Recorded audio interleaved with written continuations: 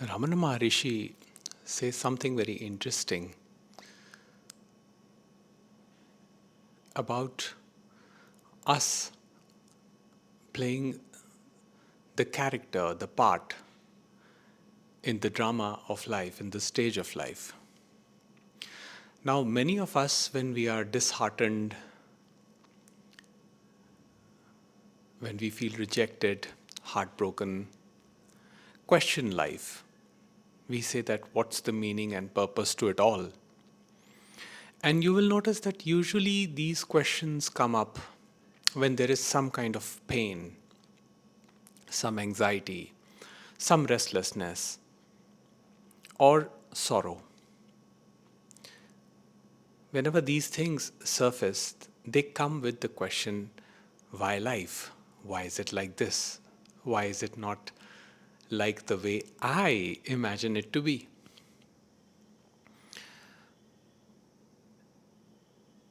So Bhagwan says that if you play the character, playing it with full conviction, of course, if you can still remember that that is just an identification and that you are not that character. For example, you could be a male playing the role of a female in a character, in a play. Now, just because you play a female does not mean that you forget that you are not a female, you are a male. Similarly, Bhagwan says that if you remember who you really are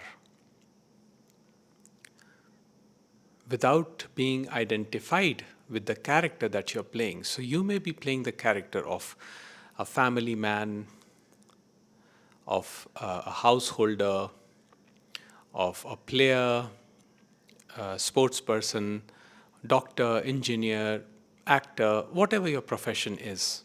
But if you do not forget who you really are, the quality of your life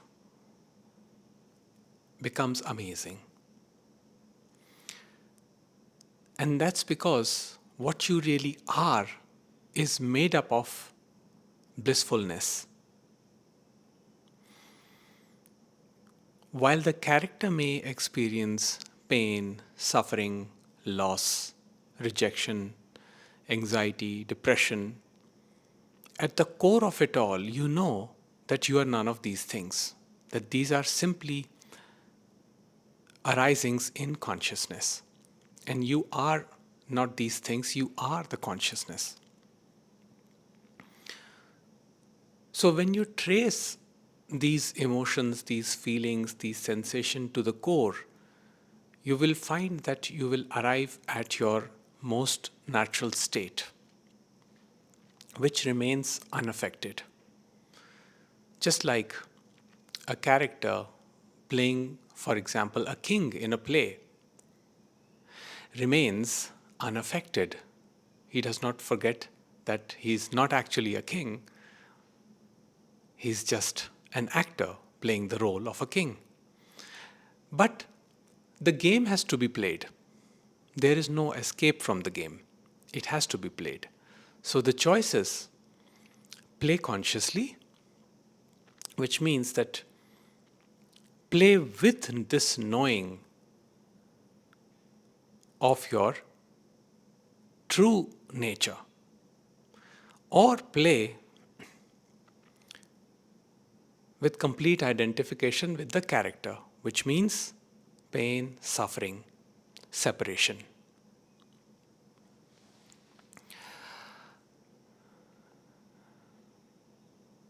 So all pointers essentially bring us back to our original state, which remains unaffected by what is happening externally. And that is why that place is called the most natural state, because it remains unaffected. Also, Bhagwan, excuse me. Also, Bhagwan says that time is an illusion.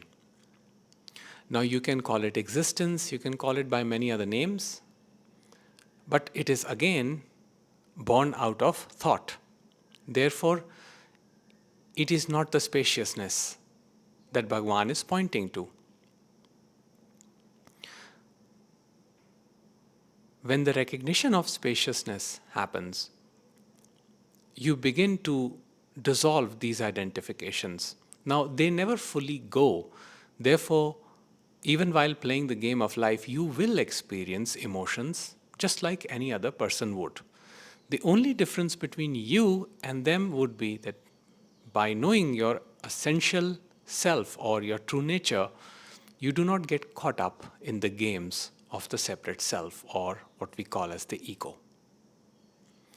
You simply remain as you are, unaffected, unaltered, totally alive, and totally present to what is.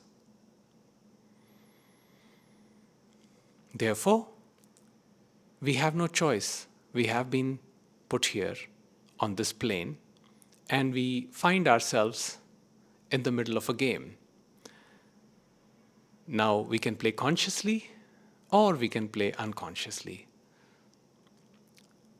If we play consciously, we experience more peace, more happiness.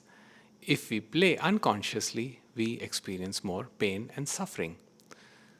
The only way to arrive at that consciousness or at that state of being conscious is to basically go inwards. Because there is nothing external that can point to the truth of who we are. Therefore, one must go inwards to understand who we truly are.